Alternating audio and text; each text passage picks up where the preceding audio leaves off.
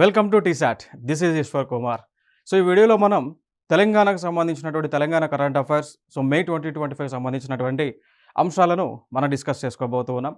So ప్రధానంగా మనకు వివిధ దినపత్రికలో వచ్చినటువంటి అంశాలు కావచ్చు, ప్రభుత్వం వెబ్సైట్లో మనకు అందుబాటులో ఉన్నటువంటి అంశాలు కావచ్చు, దాంతోపాటు ప్రభుత్వం ప్రారంభించినటువంటి పథకాలు కావచ్చు. సో దీనికి సంబంధించినటువంటి అంశాలన్నీ కూడా మనం ఈ వీడియోలోనే డిస్కస్ చేసుకోబోతూ ఉన్నాం. Let us start.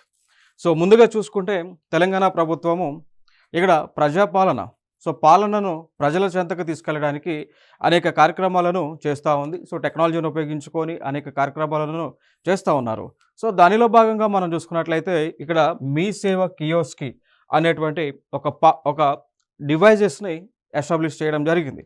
సో తెలంగాణలో కొన్ని సెలెక్టెడ్ ఏరియాస్లో, లైక్ ఫర్ ఎగ్జాంపుల్ మనం తీసుకుంటే రంగారెడ్డి జిల్లాలో కానీ, హైదరాబాద్లో కానీ, సో ఈ ప్రాంతాలలో మనకి సెలెక్ట్ చేసినటువంటి ప్లేసెస్లో ఈ మీ సేవ కియోస్కో అనేటువంటి ఒక డివైజెస్లను ఏర్పాటు చేయడం జరిగింది.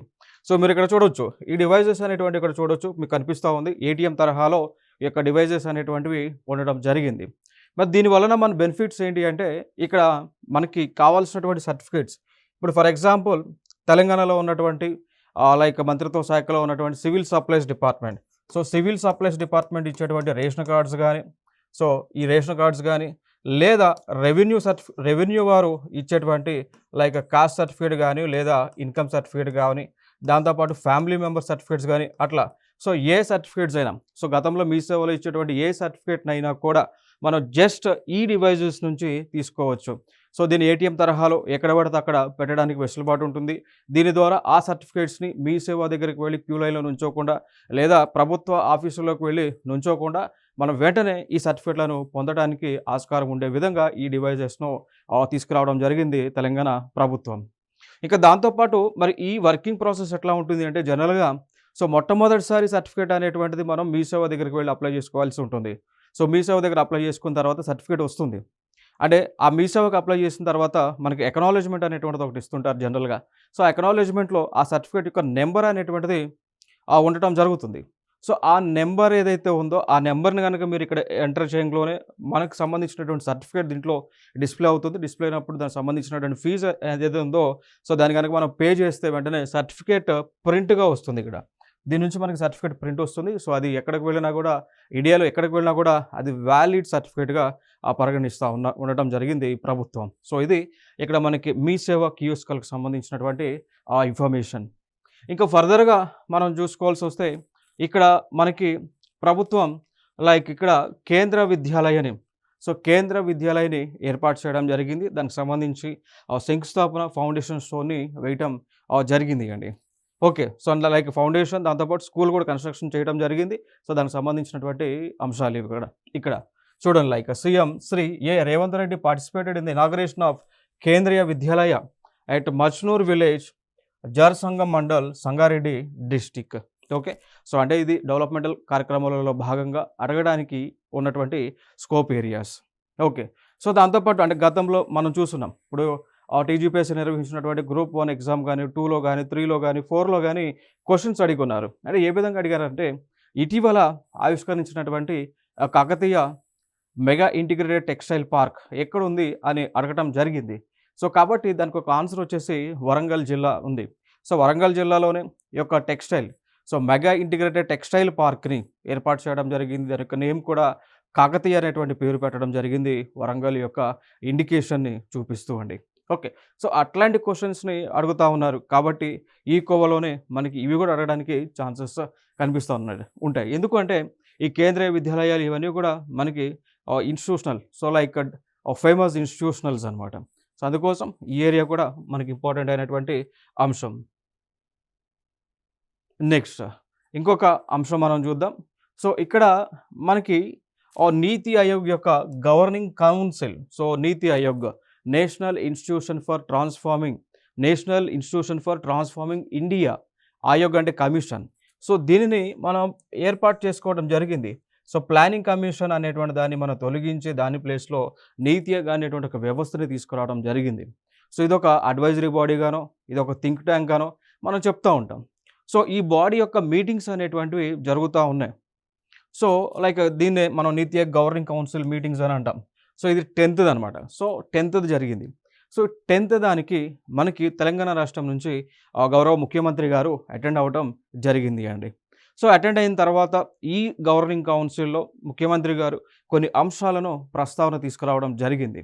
సో వాటిల్లో మనం చూసుకుంటే ఒక సహకార ఫెడరలిజం గురించి వారు చెప్పడం జరిగింది. అంటే దీన్ని ఏమంటాం కోఆపరేటివ్ ఫెడరలిజం అని అంటాం. సో కోఆపరేటివ్ ఫెడరలిజం అంటే ఇక్కడ అన్ని రాష్ట్రాలు కూడా సంయుక్తంగా పనిచేస్తూ ఆ రాష్ట్రాలన్నీ కూడా దేశ అభివృద్ధి కోసం, పురోగతి కోసం, అభివృద్ధి కోసం పాటుపడటం అనేటువంటిది ఇక్కడ సహకార ఫెడరలిజంగా, కోఆపరేటివ్ ఫెడరలిజంగా మనం చెప్తూ ఉంటాం. దానితో పాటు కేంద్ర ప్రభుత్వాలు కూడా అన్ని రాష్ట్రాలను కూడా సమానంగా చూడాలి అనేటువంటి కాన్సెప్టే ఈ కోఆపరేటివ్ ఫెడరలిజంలో ఉంటుంది. అంటే భారతదేశంలో ఉన్నటువంటి 28 రాష్ట్రాలు, 8 కేంద్ర పాలిత ప్రాంతాలు ఏవైతే ఉన్నాయో అవన్నీ కూడా సమానమే. ఆ రాష్ట్రాలన్నిటికి కూడా సమానంగా విధులు ఇవ్వటము, హక్కులు ఇవ్వటము, బాధ్యతలు ఇవ్వటము, వెసులుబాటు ఇవ్వటము అనేటువంటి కాన్సెప్ట్స్ ఇవన్నీ కూడా ఈ సహకార ఫెడరలిజానికి వస్తూ ఉంటుంది.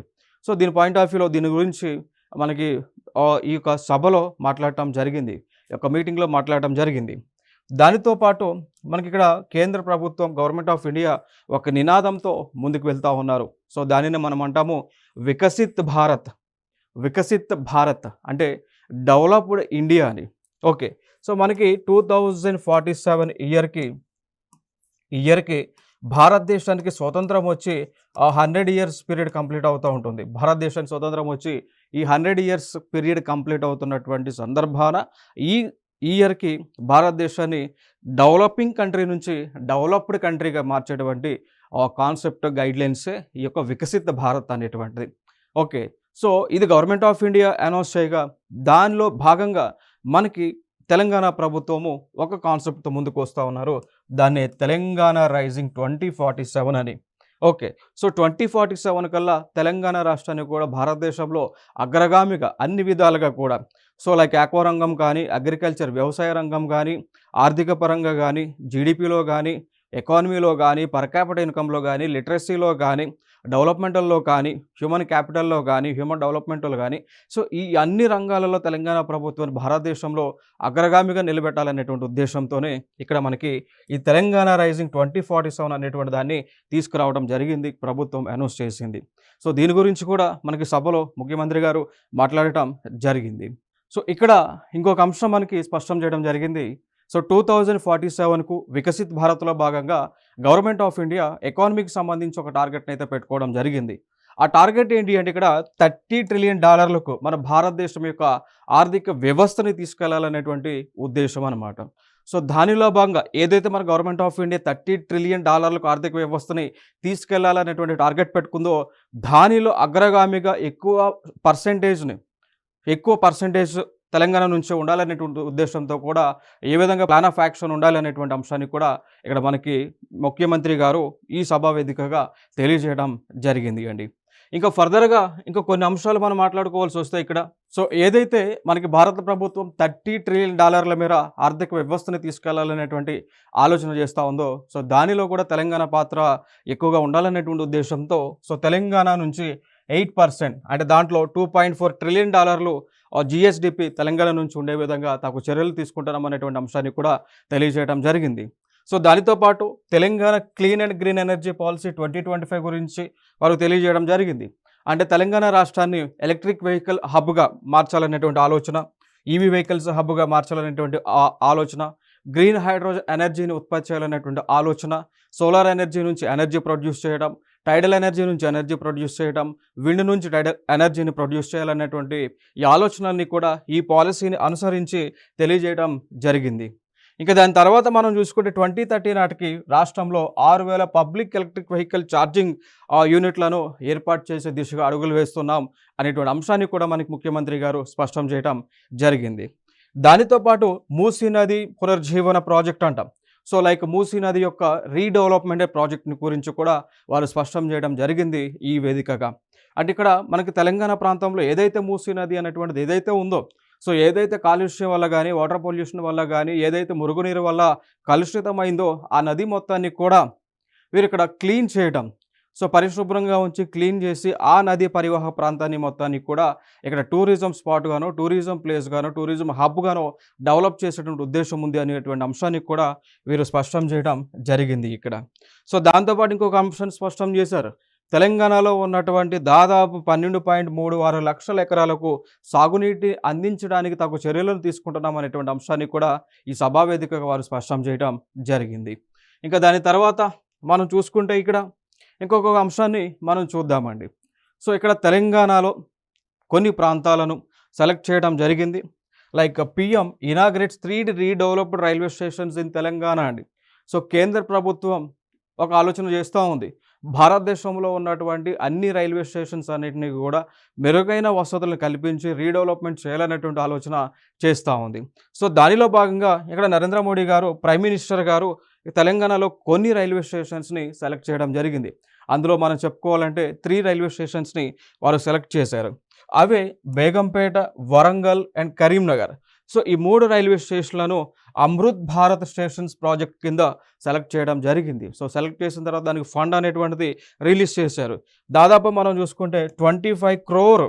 సో అంటే ఒక్కొక్క దానికి 25 crores అలొకేట్ చేసి ఆ ఫండ్తో ఆ ప్యాసింజర్స్కు మెరుగైనటువంటి ఫెసిలిటీస్ అందించడము, ప్రాపర్ శానిటేషన్ కానీ వాటర్ ఫెసిలిటీ కానీ మెయింటెనెన్స్ హైజీనిక్ కండిషన్స్ కానీ ఇవన్నీ ఏర్పాటు చేయాలనే ఉద్దేశంతో చేశారు. దానికి సంబంధించి ఇక్కడ పిఎం గారు విర్చువల్గా అంటే ఆన్లైన్లో ఇనాగ్రేషన్ చేయడం జరిగింది.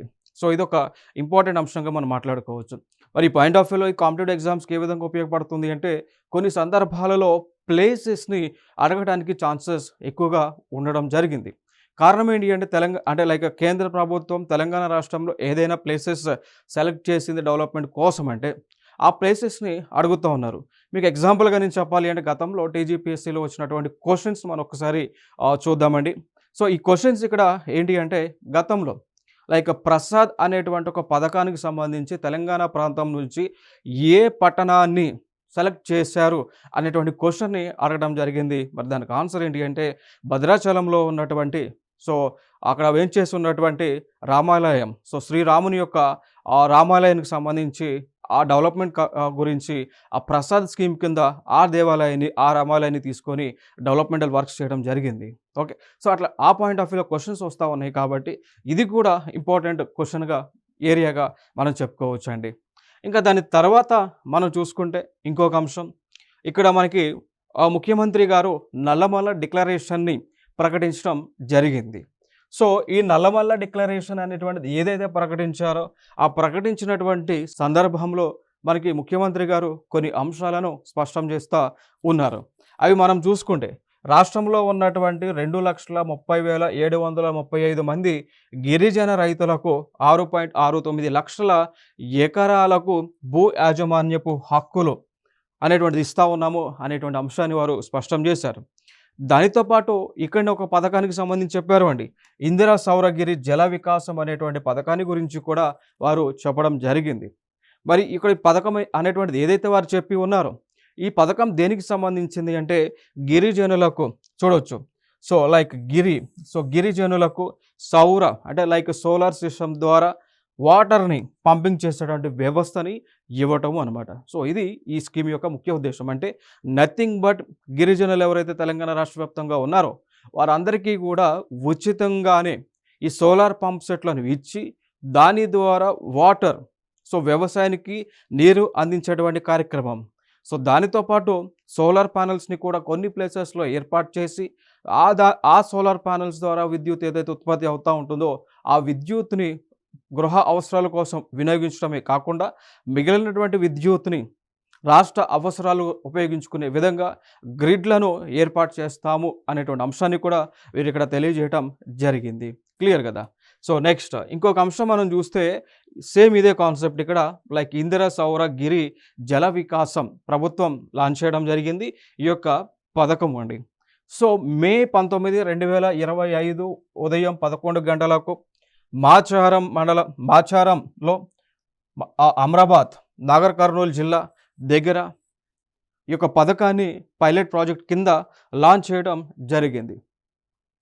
ఈ పథకం యొక్క ముఖ్య ఉద్దేశం మనం చూసుకుంటే 2,30,735 మంది గిరిజన రైతులకు 6.69 లక్షల ఎకరాలకు భూ యాజమాన్యపు హక్కులను కల్పించడం జరిగినది అనేటువంటి అంశం తెలియజేస్తూ ఉన్నారు. ఈ భూములకు ప్రజాప్రభుత్వం 12,600 కోట్లతో రాబో 5 సంవత్సరాలలో సౌర విద్యుత్తో సాగునీటి సౌకర్యం కల్పిస్తుంది అంటున్నారు. ఇవన్నీ కూడా ఇందిరా సౌర గిరిజల వికాసం పథకం యొక్క ఆబ్జెక్టివ్స్గా, లక్ష్యాలుగా, లక్షణాలుగా మనం చెప్పుకోవచ్చు అండి. ఇక దాని తర్వాత 100% సబ్సిడీతో ఈ భూములను సాగుకు యోగ్యంగా మార్చడమే లక్ష్యం అనేటువంటి చెప్తా ఉన్నారు.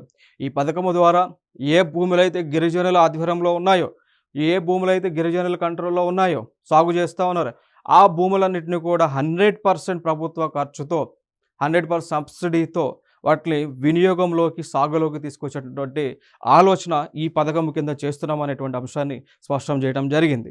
ఇక దాని తర్వాత బిందు సేద్యం అంటాం, దాన్ని డ్రిప్ ఇరిగేషన్ అంటాం. దాంతోపాటు ఉద్యాన పంటలు అంటే హార్టికల్చర్ క్రాప్స్ ఏవైతే ఉన్నాయో వాటికి కూడా ఊతమిస్తాము, ప్రోత్సాహం ఇస్తాము అనేటువంటి అంశాన్ని కూడా వీరు ఇక్కడ తెలియజేయటం జరిగింది. సో ఇది ఈ పథకానికి సంబంధించినటువంటి, ఈ పథకం కింద చేపట్టేటువంటి పనులు ఇవన్నీ కూడా ఇంపార్టెంట్. ఎందుకంటే అడగడానికి కూడా ఛాన్సెస్ ఉండే ఎగ్జామ్స్లో. అంటే లైక్ ఏదైనా ఒక స్కీమ్ ఇచ్చేసి ఈ స్కీమ్ యొక్క ఆబ్జెక్టివ్స్ ఏంటి, what are the objectives of, for example what are the objectives of Indira సౌర గిరిజల వికాసం అన్నప్పుడు కొన్ని స్టేట్మెంట్స్ ఇస్తారు. ఇక్కడ ఉన్నటువంటి స్టేట్మెంట్స్ ఏవైతే ఉన్నాయో వీటిలో ఏదో ఒక స్టేట్మెంట్ ఇవ్వడానికి ఛాన్సెస్ ఉంటుంది. ఇచ్చినప్పుడు ఇక్కడ ఉన్నటువంటి స్టేట్మెంట్స్ అనేటువంటివి సరైన జవాబులుగా ఉండటం జరుగుతూ ఉంది. నెక్స్ట్ ఇంకొక అంశాన్ని మనం చూద్దాము అండి. ఇక్కడ VE hub. So VE hub అనేటువంటి ఒక వ్యవస్థ, నథింగ్ బట్ ఒక బిల్డింగ్ని వీరు ఇనాగ్రేట్ చేసుకున్నారు, ఒక సెంటర్ని ఏర్పాటు చేసుకోవడం జరిగింది అండి. ఓకే, సో లైక్ విఈ Hub women acceleration programme. So at JRC convention Jubilee Hills హైదరాబాద్లో ఏర్పాటు చేయడం జరిగింది. అంటే వి హబ్ అనేటువంటి ఏదైతే మనకు వ్యవస్థ గతంలో ఉన్నదో, ఏర్పాటు చేసుకుని ఉన్నామో, ఏదైతే ఒక సాఫ్ట్వేర్ హబ్ గానో, సాఫ్ట్వేర్ పార్క్ గానో ఉందో, సో అక్కడ ఉమెన్ డెవలప్మెంట్ కోసం సెంటర్ని ఇనాగ్రేట్ చేసుకున్నారు. దానిలో భాగంగా మనకు కన్వెన్షన్ కూడా, నథింగ్ బట్ ఒక మీటింగ్ కూడా జరగడం జరిగింది. క్లియర్ కదా. సో అయితే దీనిలో కొన్ని అంశాలను గురించి మాట్లాడటం జరిగింది. అంశాలు ఏంటి అంటే ఇక్కడ మహిళా సంఘాల సభ్యులకు యూనిక్ నెంబర్ ఐడెంటిటీ కార్డ్స్, అంటే లైక్ తెలంగాణ రాష్ట్రంలో ఉన్నటువంటి స్వయం సహాయ సంఘాలలో సభ్యులుగా ఉన్నటువంటి ప్రతి మహిళకి కూడా సపరేట్ యూనిక్ ఐడెంటిఫికేషన్ కార్డ్స్, వీటిపైన క్యూఆర్ కోడ్ అనేటువంటిది ఉంటుంది. సో ఈ క్యూఆర్ కోడ్ కలిగినటువంటి ఐడెంటిటీ కార్డ్స్ని ఇస్తున్నాము అని స్పష్టం చేశారు. ఇంకొక అంశం చెప్పారు, 1 కోటి మంది మహిళలను కోటీశ్వరులుగా చేయబోతూ ఉన్నాం. అంటే తెలంగాణ రాష్ట్రంలో ఉన్నటువంటి ఎవరైతే 1 కోటి మంది మహిళలు ఉన్నారో వారి మొత్తానికి కూడా వారి యొక్క మహిళా సాధికారత సాధించి ప్రతి ఒక్కరికి కూడా ఎకనామిక్ పరంగా సస్టైనబిలిటీ ఉండటము, ఆర్థిక పరంగా అభివృద్ధి చెంది ఉండే విధంగా తగు ప్రోత్సాహాలను అందించటము, వారికి ప్రోత్సాహాలు అందించటము, చేయూతనివ్వటము, ప్రతి ఒక్కరిని కూడా లక్షాధికారి నుంచి కోటీశ్వరాలుగా చేస్తామనేటువంటి అంశాన్ని ఇక్కడ తెలియజేయడం జరిగింది. ఇంకా దాని తర్వాత ఇంకొక అంశం ఏం చెప్పారు అంటే మహిళా గ్రూపులకు ఇప్పటికే 150 బస్సులను కూడా మంజూరు చేయడం జరిగింది అనేటువంటి అంశం తెలియజేశారు. స్వయం సహాయక సంఘాల్లో ఉన్నటువంటి మహిళలు ఎవరైతే ఉన్నారో వారికి ఆల్రెడీ 150 బస్సులను ఇచ్చారు. సో ఈ 150 బస్సులు అనేటువంటివి ట్రాన్స్పోర్ట్లో విలీనం చేసి, సో టీజీఎస్ఆర్టీసీలో విలీనం చేసి ఆ బస్సుల ద్వారా వచ్చేటువంటి ఇన్కమ్ ఏదైతే ఉందో, సో ఇవి మహిళా గ్రూపులకు, మహిళా సంఘాలకు ఇస్తున్నాము అనేటువంటి అంశాన్ని మీరు తెలియజేయడం జరిగింది. ఇక దాంతోపాటు 500 రూపాయలకి సిలిండర్ అనేటువంటిది కూడా ఇస్తూ ఉన్నారు పథకం. ఓకే, సో మహిళలకు 500 రూపాయలకి LPG cylinder, liquid petroleum, so liquefied petroleum gas సిలిండర్ని కూడా వీరు ఇస్తున్నారు అనేటువంటి అంశాన్ని కూడా స్పష్టం చేయడం జరిగింది.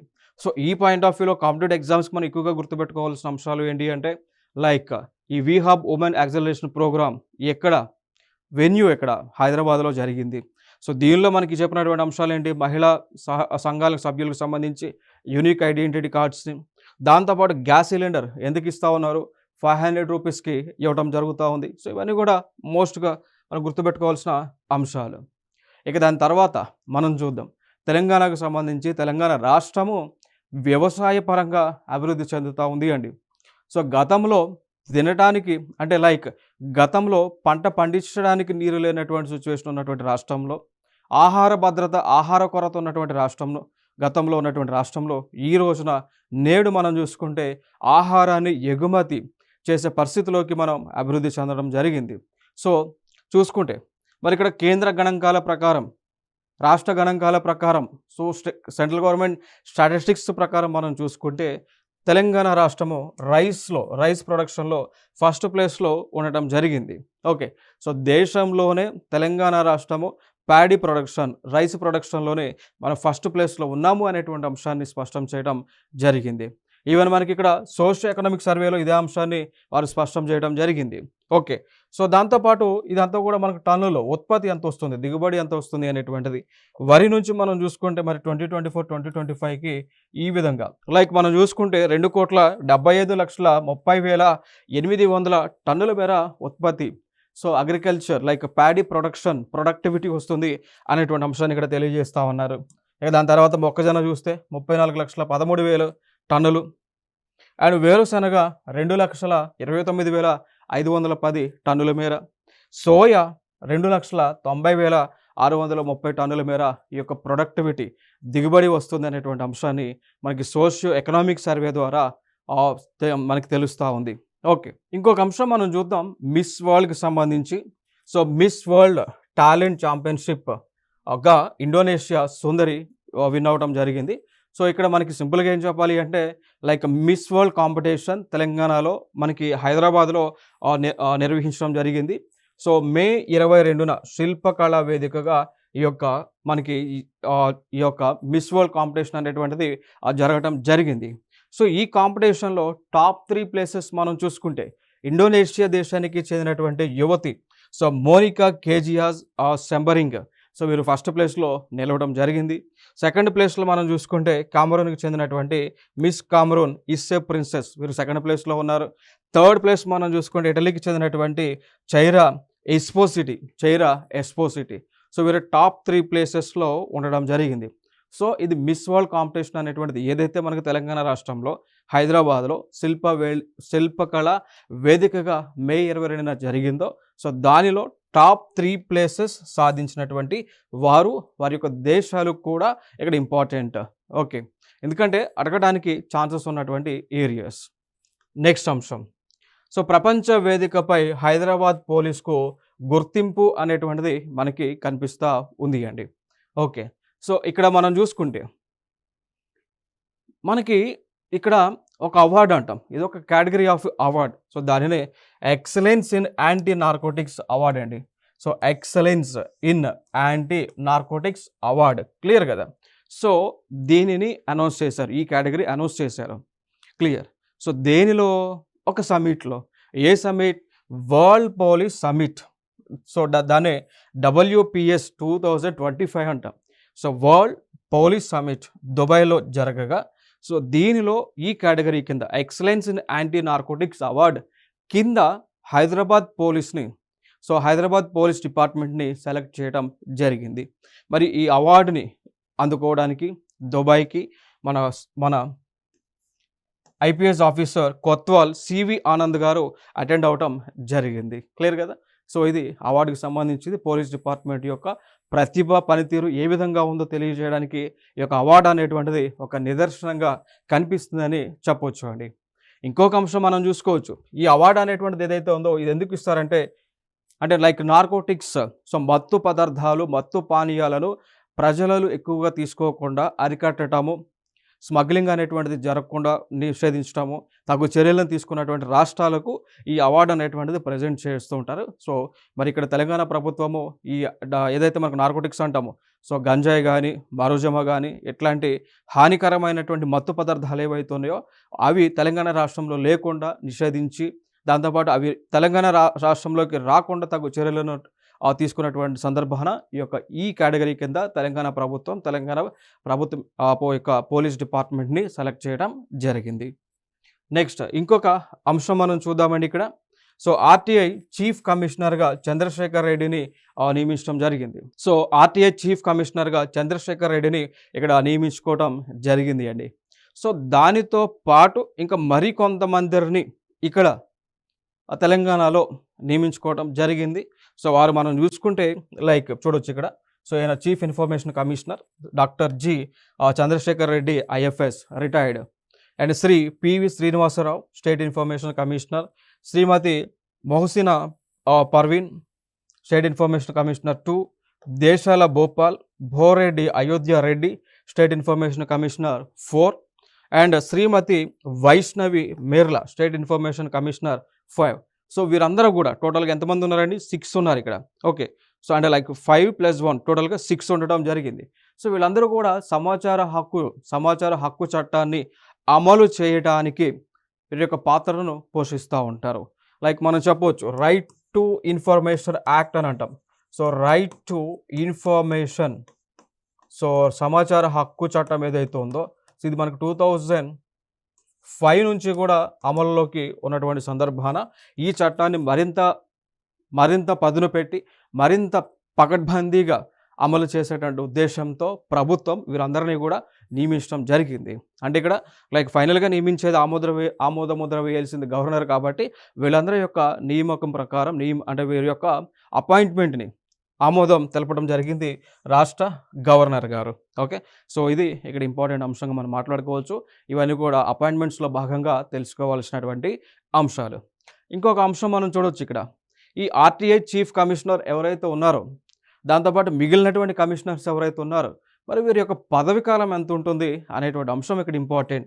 సో లైక్ వీరి యొక్క పదవి కాలం 65 years అనేటువంటిది ఉంటా ఉంది. అంటే లైక్ వీరి యొక్క ఏజ్ 65 years వచ్చినంత వరకు ఉండొచ్చు, లేదా 3 years ఆఫ్ సర్వీస్ కంప్లీట్ అయినంత వరకు ఉండొచ్చు అండి. అంటే 3/65 అంటాం. సో ఏజ్ 65 years వచ్చినంత వరకు ఉండొచ్చు, లేదా టెన్యూర్ 3 years వచ్చినంత వరకు వీరు పదవిలో ఉండొచ్చు అండి. ఓకేనా? సో వీరు ఏం చేస్తారు, వీరి యొక్క ఉద్దేశం అంటే వీరి యొక్క అపాయింట్మెంట్ యొక్క ముఖ్య ఉద్దేశం ఏంటి, ఈ చట్టాన్ని రైట్ టు ఇన్ఫర్మేషన్ యాక్ట్ 2005 అనేటువంటి చట్టాన్ని పటిష్టంగా అమలు చేయటం. సో ఎవరైతే ప్రజలు section 4(1) of right to information act 2005 అనుసరించి ప్రభుత్వ వ్యవస్థల నుంచి సమాచారం అడుగుతారో ఆ సమాచారాన్ని 30 రోజులలోపు ఇవ్వాల్సి ఉంటుంది. వితిన్ 30 daysలో ఆ పబ్లిక్ రిప్రజెంటేటివ్ ఎవరైతే ఉంటారో సో వాళ్ళే మనం అంటాము పబ్లిక్ ఇన్ఫర్మేషన్ ఆఫీసర్ అంటామండి. సో పిఐఓస్ అంటాం. ప్రతి డిపార్ట్మెంట్లో కూడా ప్రతి ఆఫీస్లో కూడా పిఐఓస్ ఉంటారు, పబ్లిక్ ఇన్ఫర్మేషన్ ఆఫీసర్. సో వారు 4(1) సెక్షన్ అనుసరించి ప్రతి ఇన్ఫర్మేషన్ని కూడా ఇవ్వాల్సి ఉంటుంది ఎవరైతే ఇన్ఫర్మేషన్ని అడుగుతూ ఉంటారో. ఓకే, సో అయితే దాని తర్వాత ఇన్ఫర్మేషన్ 30 daysలో ఇవ్వకపోతే కనుక ఫస్ట్ అప్పీల్కి వెళ్ళొచ్చు సంబంధిత ఆఫీసర్ హైయర్ అథారిటీకి. ఫర్ ఎగ్జాంపుల్ మనకు రెవెన్యూ డిపార్ట్మెంట్ చూసుకుంటే రెవెన్యూ డిపార్ట్మెంట్లో మనకి డెప్యూటీ తహసీల్దార్ ఎవరైతే ఉంటారో వారు పిఐఓగా ఉంటారు. వారు ఇన్ఫర్మేషన్ వితిన్ టైంలో ఇవ్వకపోతే అంటే 30 daysలో ఇన్ఫర్మేషన్ ఇవ్వకపోతే సబ్ కలెక్టర్కు, okay, sub collector is the first appeal. So వారికి మనం అప్పీల్ వేసుకోవచ్చు. దాని తర్వాత వారు 90 daysలో ఇన్ఫర్మేషన్ ఇవ్వాల్సి ఉంటుంది. 90 daysలో కనుక సబ్ కలెక్టర్ కనుక లేదా ఆర్డీఓ కనుక ఇన్ఫర్మేషన్ ఇవ్వకపోతే అప్పుడు మనం కమిషన్కి సెకండ్ అప్పీల్ వేసుకోవచ్చు అండి. సో ఈ కమిషన్ ఏదైతే ఉందో so state chief information commission ఏదైతే ఉందో వారికి మనం సెకండ్ అప్పీల్ వేసుకుంటే వీరికి క్వాసి జ్యుడిషియల్ పవర్స్ ఉంటాయండి. ఏ విధంగా ఒక సివిల్ జడ్జికి ఉన్నటువంటి పవర్స్ ఉంటాయో ఆ పవర్స్ అన్నీ కూడా వీళ్ళకి ఉంటాయి కాబట్టి సో వీరు తగు ఆర్డర్స్ని ఇవ్వడం జరుగుతూ ఉంటుంది. ఓకే, సో ఇది వీరి యొక్క వర్కింగ్ సంబంధించిన అంశాలు. సో నెక్స్ట్ వీడియోలో మళ్ళీ సరికొత్త అంశాలతో మీ ముందుకు రావడం జరుగుతుంది. Thank you so much.